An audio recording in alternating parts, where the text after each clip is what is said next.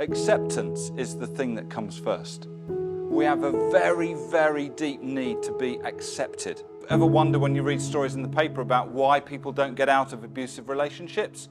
Because their mindset is, this is what I'm worth, and this is what I'm getting. I'm comfortable, I'm familiar with this, and I'm accepted in this situation. Horrible but true. Whether we're architects, accountants, letting agents, estate agents, we are technicians in our own businesses. We are the best people. We get it done the best. We don't like to delegate because it won't be done right. Does anybody recognize some of these thoughts? How many helpers do you think the average top sports person has? Olympic gold medalist, winner of the Open, those kind of people. What do you think? It's a number, isn't it? In golf, I need someone to work on my swing. I need a nutritionist. Even my caddy is helping my mindset going around the course. So I have a team of people helping me. And funnily enough, it should be the same in business. In the UK, we've got a bit of a funny idea that, oh, if we need help, we must be weak, or there must be something wrong with us. And we tend to look down on it. In a lot of other countries, particularly in the US and Australia, the English-speaking markets, they really go for it. In fact, the head of Google will say, everyone needs a coach. If you haven't got a coach, why haven't you got a coach? And they're really pushing the envelope in terms of human performance. What gets in the way of human performance, though, is these guys. So, before I go any further, is it okay for me to coach you for the next hour? Yes. What do we think at the back? Is that okay? We see a nod? Excellent, thank you. And what about you at the front? Yeah. You've had enough. Okay. I love this quote, Marcus Aurelius Caesar. Our life is what our thoughts make it. You think. What you think is what you are. What you think is what you are. Two people can look at a situation and see totally different things based solely on the difference in their mindset. Everybody get that? Yeah. Now, I love this picture. Would anybody like to know why? Does anybody know the film it was taken from? 2000. How many BC? A million years BC. So this is a question for the gentlemen only now. And of course there's a few sniggers, right?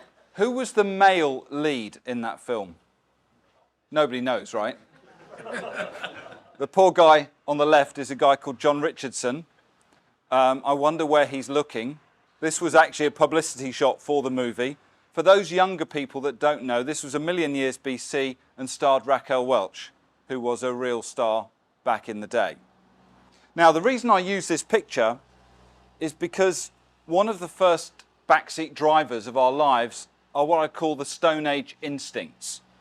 And it's really important to understand what they are, because when we know what they are, we can start to do something about them. We can decide whether to pay attention to that instinct or to ignore it and make a different choice. So this little picture represents a really, really deep human need. Would anybody like to guess what it is? To be loved. Yeah, I could say that. Happiness. Keep going. Companionship. Go back to the Stone Age for a second and imagine you're maybe the tribe and I'm coming towards you. What is the number one thing I want from you? Maybe, yeah. What comes first? Sorry? Acceptance is the thing that comes first. We have a very, very deep need to be accepted. It's massively, massively important. What word, and this is so we're going to do the deep and we're also going to do some of the trivial. So you're in a sales situation, you're either talking to a landlord or you're talking to a homeowner. What one word is a really magic word that signifies acceptance? Yes. Sorry, who said that? Yes, it is. Yes, signifies acceptance. How many yeses do you need to get before you start to influence the conversation? Sorry? It could be any number, couldn't it? But the studies say 3. You need to get 3 yeses before you start to influence because of that acceptance. So you might think to yourself as you're walking up the path to the front door, what are the 3 questions that you're going to ask to get acceptance? Have a chat to the people next to you. What are the 3 questions going to be? We'll give you a minute. What are the 3 questions going to be to get yes 3 times from the person you're going to meet? Go. Are you Mr. and Mrs. Smith? Yes. Were you expecting me at 10:30 this morning? Yes. And you would like me to value your house? Yes. Perfect. Off you go. It's really that simple, but very often we don't do that because we assume yes rather than ask a question to get yes. Does that make sense? Thank you. Now then, another one of these instincts. And if you think about it, go back to the Stone Age time for a second. You are approaching this tribe, and you know one thing, that if you are on your own, what is likely to happen to you? You've got no support, you're on your own, what's likely to happen to you? Yeah, you're going to die. That makes the acceptance really important. What signifies acceptance to us as people, as human beings? What signifies acceptance? Sharing food or touching? Yeah, it could be that. Sometimes, sorry? Smiling, yeah, it could be a touch. It could be a thank you. It could be an eyebrow raise. But guess what? It could also be abuse too. Because we're programmed to, well, that's what I'm worth. That shows me I'm accepted. If you ever wonder when you read stories in the paper about why people don't get out of abusive relationships, because their mindset is, this is what I'm worth, and this is what I'm getting. I'm comfortable, I'm familiar with this, and I'm accepted in this situation. Horrible but true. So there's a brilliant book written in 1964. If I could just remember who it was. Eric Byrne wrote called The Games People Play. The Games People Play. Some of our games are very, very simple. Others are more complex. Things like drug addiction, alcoholism are complex multiplayer games. It's all about this. Getting that little stroke that means we're accepted. Who's ever been on a farm, by the way? Great, some of you have. If you watch the cows go into milking, you'll find that they go in the same sequence every day. You've heard the expression, the alpha male and the alpha female. Animals like that kind of order, or believe it or not, human beings do too. So I want to make sure that my level of acceptance is okay, so I know where I fit in my pack. Because what's the number one thing that I'm worried about? Yeah, rejection. Because at that deep level, rejection means I'm going to die. And obviously today it doesn't mean I'm going to die. But remember, we're talking about very, very primitive instincts here. And we don't want to be rejected. We want to be accepted. And these are very, very powerful drives in us as human beings. So next time you think you want to criticize somebody, think carefully about the potential consequences. We'll come on to some of the other influences on our lives in a minute, but this one is really, really powerful. And tall poppy syndrome.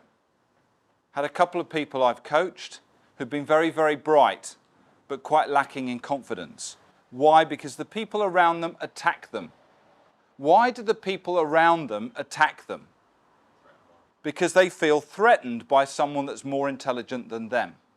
Really simple. I don't want to go down the pecking order if you turn up because you're brighter than me. So I'm going to attack you first and make sure that you're below me. Now, the intelligent person hasn't done anything wrong. They're just there. But a lot of bullying and other things is around shooting down, cutting down the tall poppy to make sure that person doesn't get more attention than they would, based on the insecurity of the attacker. not anything the person being attacked has done wrong. Again, very, very powerful drives. So that's the instinctive stuff.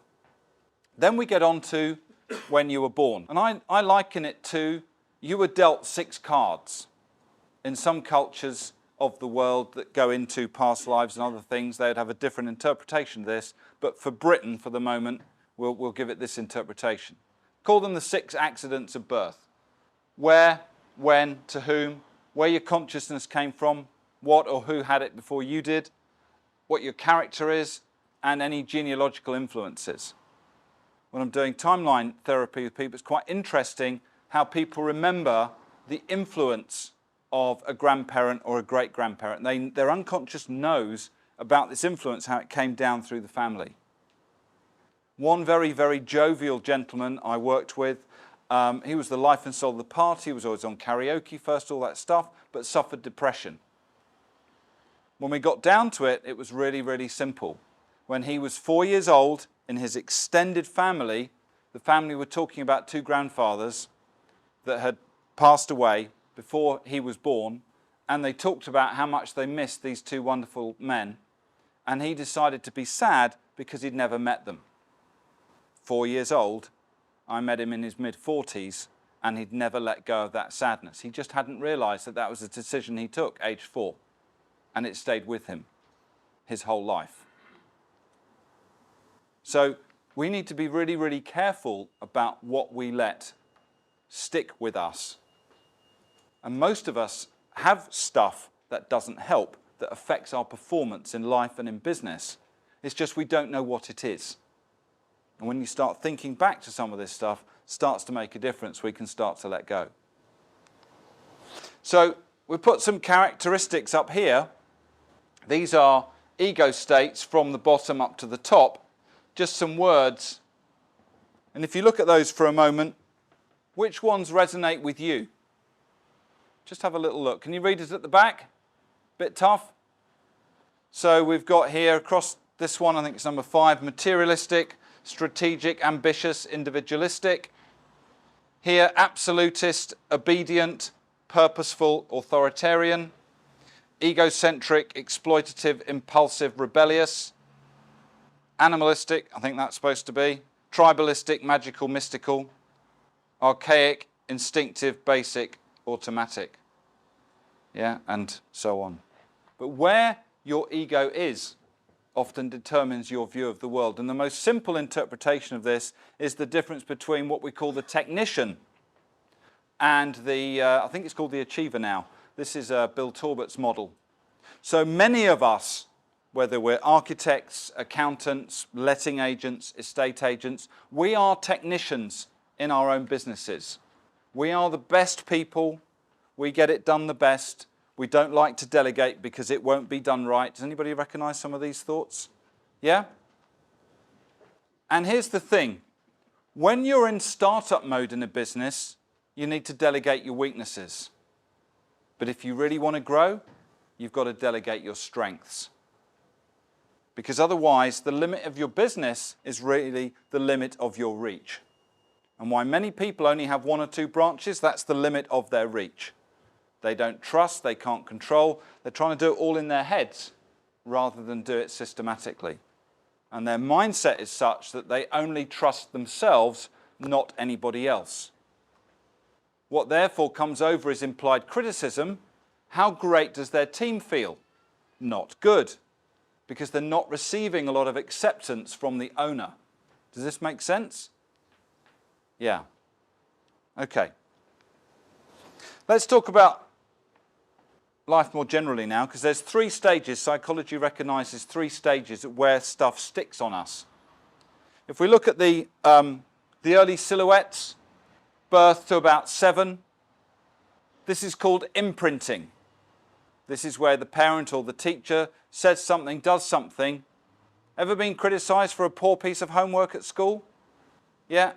Some children choose to take that, well, that was useless. Kids tend to interpret that as, well, I must be useless. And then they carry that round with them for the rest of their lives, but no one knows. Dangerous stuff if you're not aware of it. From 7 to 14, we talk about modelling. Anybody's got 2 kids, 2 siblings, one copies the other one, yeah? Especially when they're little. Yeah, when my sister saw me drinking out of a mug, she decided she didn't want the one with the little sipper on it. She'd take that off and she'd drink with a mug too. So guess what? She learnt to drink with a mug 2 years before I did, because she modelled. She saw me do it, she wanted to do it herself. Yeah, and you get this sibling rivalry. It's how copying is how we learn. What you've got to check is what your kids are copying is good stuff. Yeah, who's a parent and you wonder about who your kids hang out with? Yeah, 14 to 21, socialisation. Again, who's the teacher? What influence does that teacher have? Who's their peer group? What influence does it have? What about first jobs? What kind of boss do they have? What kind of colleagues do they have? And then as adults, I'd maintain the imprinting, and so all those things that go on throughout our lives influence us. If you ask yourselves now, who are the top 5 people that I hang out with? The 5 people around me, that if I look at my waking hours, these are the people who I spend the most time with. Are those people a positive influence on your life, or are they a negative influence on your life? And whichever it is, what can you do about it? Interesting. So these are your 5 backseat drivers. Sorry, Christopher. So the instinctive stuff, our human instincts, the character from birth, the imprinting 0 to 7, the modelling 7 to 14, and the socialisation. By the way, who thinks TV influences them? Yeah? Yeah, it does, doesn't it? They wouldn't pay for advertising if they didn't think it influenced, despite what all the producers say. Oh, no, of course we can show lots of violence. It won't affect anybody. The problem with all these things that have stuck on us is that it leaves us stuck. Anybody in a position where there's a level of performance they sort of know inside that they could achieve, but it's just out of reach. Anybody feel like that sometimes? Okay, thanks for your honesty. Some people are just not aware of what's holding them back. So I've worked with some people, I'm not sure what you did with me worked. And then a week later I get a phone call, my wife says I've got to come back because whatever you did was brilliant, I just don't know what it was. Because it's all happening at the unconscious level. And when we understand the stuckness, we have to go back and figure out what were the influences on our lives that kept us in that place and are actually stopping us from achieving our potential.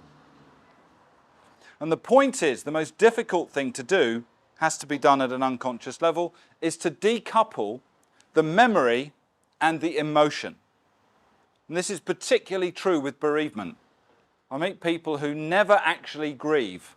There's a brilliant book, by the way, called I Wasn't Ready to Say Goodbye. For anybody who's post-bereavement, read that book. It's amazing. It may just change your life. But the point is, why do you think people hold on to the negative emotion? Okay, have a little chat. I'll give you 30 seconds. Just talk to the people next to you. Why do people, after some kind of trauma, hold on to the negative emotion? Have a chat.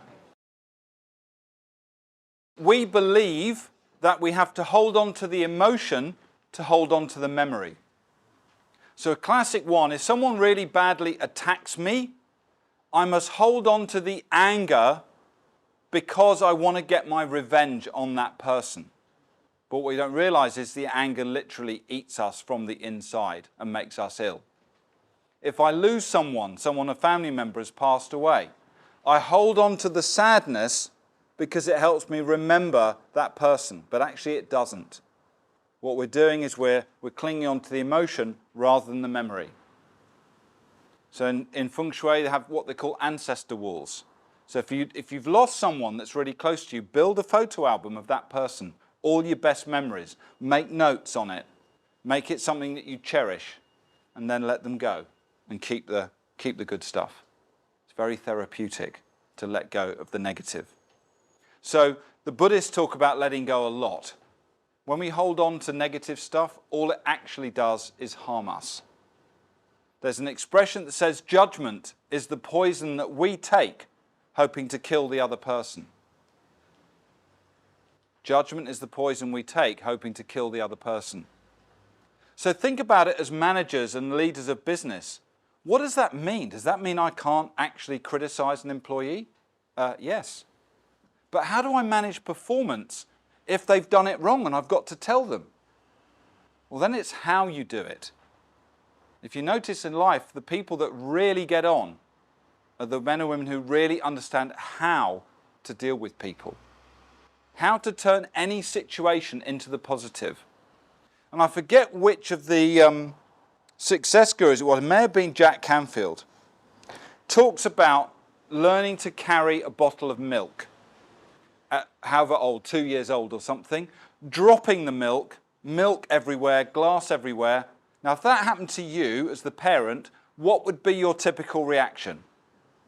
Come on, let's be honest, what would it be? Pretty critical, right?